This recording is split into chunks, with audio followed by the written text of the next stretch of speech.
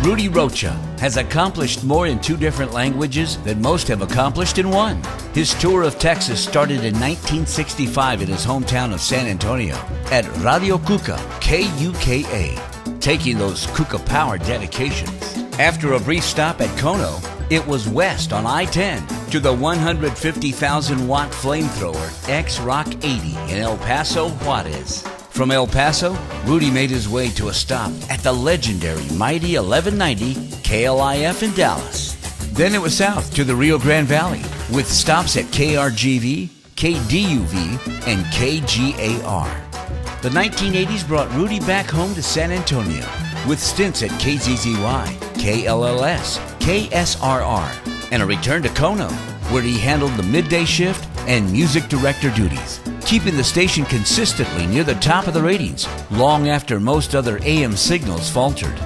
The 90s brought what was perhaps the biggest feather in Rudy's cap as he took over programming for a pair of Spanish-language stations, KXTN and KZVE. Neither station was having much success at the time, but the AM was seeing some growth with its unique Tejano format. Seeing the potential that Tejano possessed in San Antonio, Rudy flipped the 2 stations. The arrival of Tejano on FM was an immediate success. In less than a year, KXTN rose to the top of the Arbitron ratings, becoming the first Spanish-language station to be #1 in any market in the U.S. Rudy hung up his headphones in 2008 after a stint with Metro Traffic. But the legacy of his work continues to live on in the Alamo City. And today, we recognize him for his countless achievements. Ladies and gentlemen, Rodolfo Rocha, or as he used to say on the air, the real Rudy Rocha, the only Roach on radio, our 2016 inductee into the Texas Radio Hall of Fame.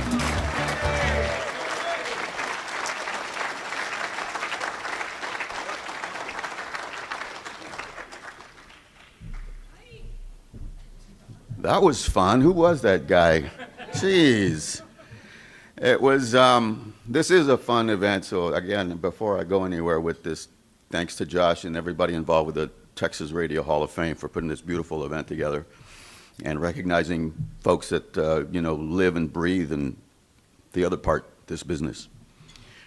41 years ago, I'm like going full circle because when I was at the Mighty 1190 KLIF, the tour that Todd Rundgren was on brought him to Fort Worth, the Tarrant County Coliseum. Now, actually, that was the last time I was in Fort Worth. So I got my tickets in advance. The day of the concert, I drive over to Fort Worth, find out where Tarrant County Coliseum is, so I don't get lost and I don't miss out on the show that night. I arrived like early afternoon, 2-ish, 3 o'clock. The doors are open, so I walk into the Coliseum and I sit down, and all of Todd's elaborate sound equipment and his staging and everything is set up. Man, if he doesn't come out and they do their sound check. He does a sound check for like 30 minutes. And I was in heaven. I said, man, this guy, my idol, just gave me a show all to myself. And that was just the beginning of all the highlights I've ever been involved with in this beautiful business. And it did begin with Mr. Henry Pena, who was brought up here earlier at Cuca. And Cuca was a tired AM one-lunger. It was radio stations that broadcast from sunrise to sunset. Remember those?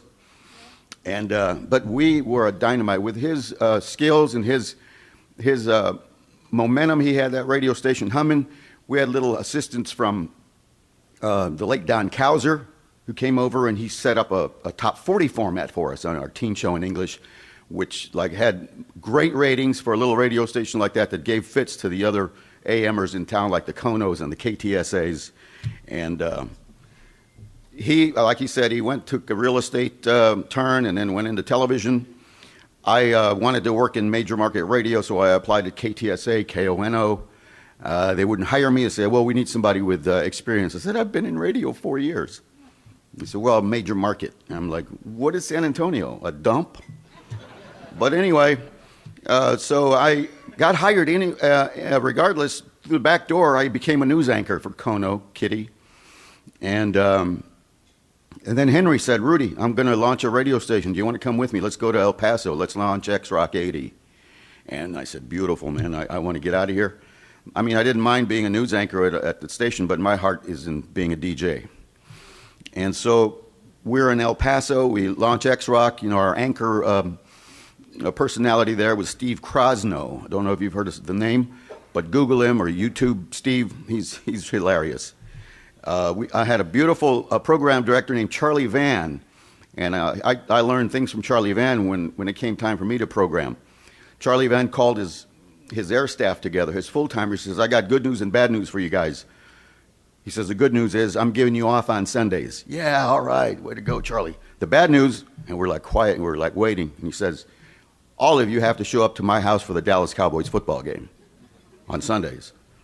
I said, you know, this is the kind of guy I want to be. If I ever have an opportunity to program, I want to like take care of my staff.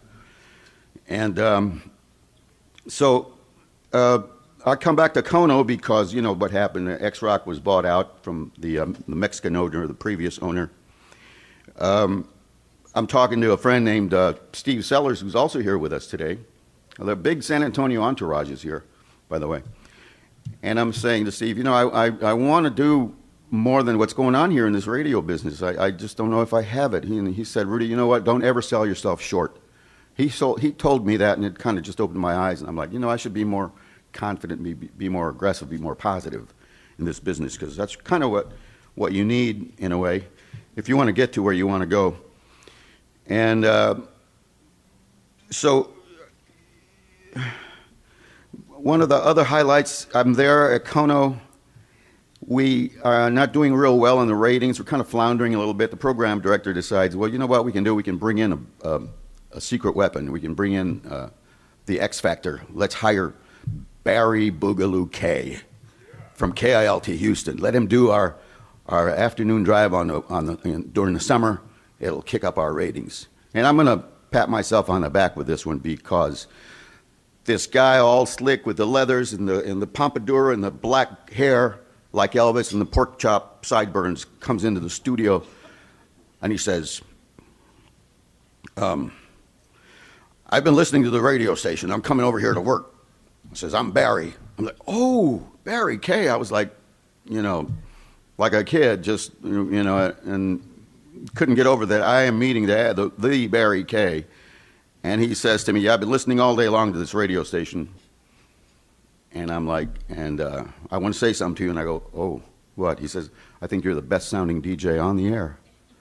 I'm sorry, but I just wanted to pass that along because I'm real proud of what he said to me then. And that kind of like moved me along to think, well, you know, I can probably work anywhere. This guy can work anywhere, and he thinks I'm a pretty good DJ. So let's give it a go. And fast forward to 1989 at Kono Kitty. On the FM staff, KITY and Power 93, we had a gentleman named Elvis Duran. And Elvis Duran caught me in the hallway one day, and he says, here, Rudy, he hands me a cart. Remember carts? He hands me a cart. I go, what is it? He says, it's a jingle ID I made for you. And man, if it wasn't a sweet little ID where he sings my name over and over in harmony, and he accompanies himself on the bongos. I said, wow, appreciate that. And this guy, you know who Elvis is now. He's like big time. He thought enough of me to, you know, do something for him. He says, man, you might want to use this on your radio show. I go, thank you. So for me, I've had nothing but highlights that I would take, like the gentleman before me said, you know, it would take me like at least 30 hours to talk about. And of course, the mention of the Spanish language I was involved in as well. I'm not going to go into that in great detail, other than look for a book. Somebody in San Antonio is writing a book about my time at Tejano 107 and the big Tejano explosion that happened in the early 90s. So yeah, there's so many memories in this business. So I'm so pleased, so humbled, so fortunate that I am a part of it. My thanks again to the gentleman I mentioned, to Lee Woods for nominating me and campaigning for me and putting this entourage of San Antonio types here together. I think even footing the bill, which I know he'd be embarrassed for me to say that, but he actually did. So I took a little bit of the financial burden off of some of us. Jesse Garcia is a classmate, and he's now like an archivist for all these radio events, DJs, musicians. Oh, musicians, by the way, who I have a lot of respect for, and the music. I mean, how fun it is to play all the music you like and get paid for it. And so now Jesse Garcia is really involved in bringing back these genres, these artists, and giving them life again with what he does. So my thanks to Jesse. Josh, again, thank you for putting together this wonderful event, the Texas Radio Hall of Fame, and great memories.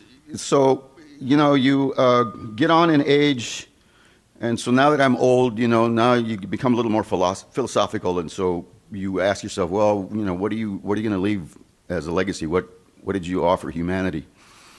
And this legitimizes it in a way. So thank you.